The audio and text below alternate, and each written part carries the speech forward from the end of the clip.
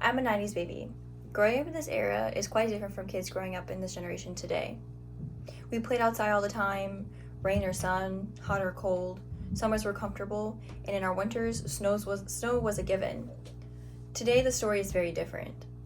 We have everything at our fingertips, all the food we need, we can travel anywhere, any products we could imagine. But at what cost? Our population is growing at a rapid rate. We're burning through more fossil fuels than ever. We are causing our environment to change drastically. Our mass farming is cutting back natural habitat and is adding to the greenhouse effect.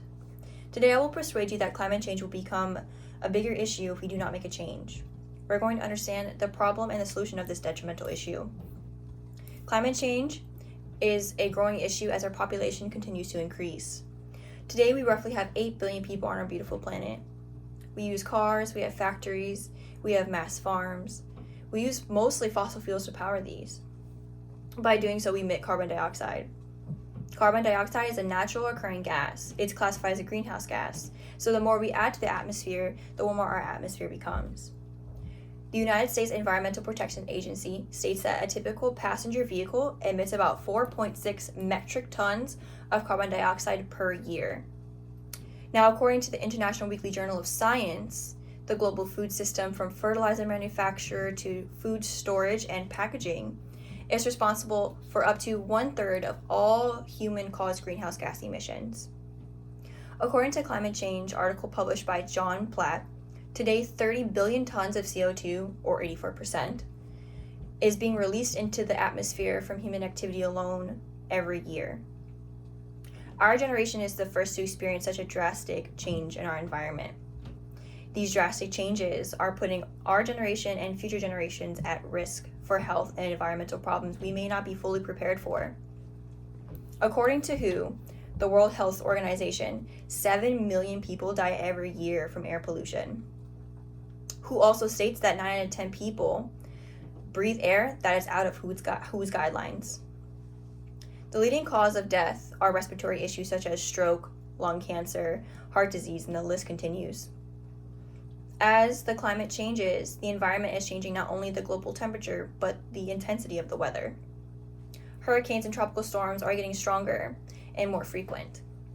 These storms can be a result of CO2 in the atmosphere, making our oceans warmer. With our oceans becoming warmer, they become more acidic and having more harmful effects on its fragile ecosystem.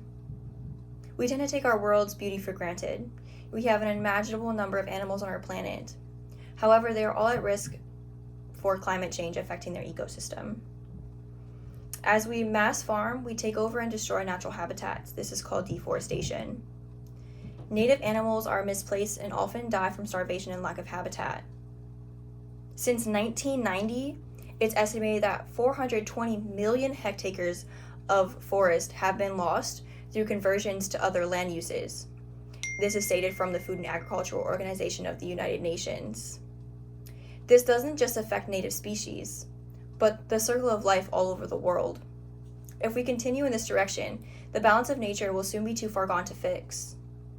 Solving this problem will take the effort of all of us, you, me, our government, globally, to oppose our harmful actions against our planet. We all have to start somewhere. We can start off small. Recycling, using solar panels on our homes, trying to carpool, ride a bike when we can, even eating less red meat and more vegetables.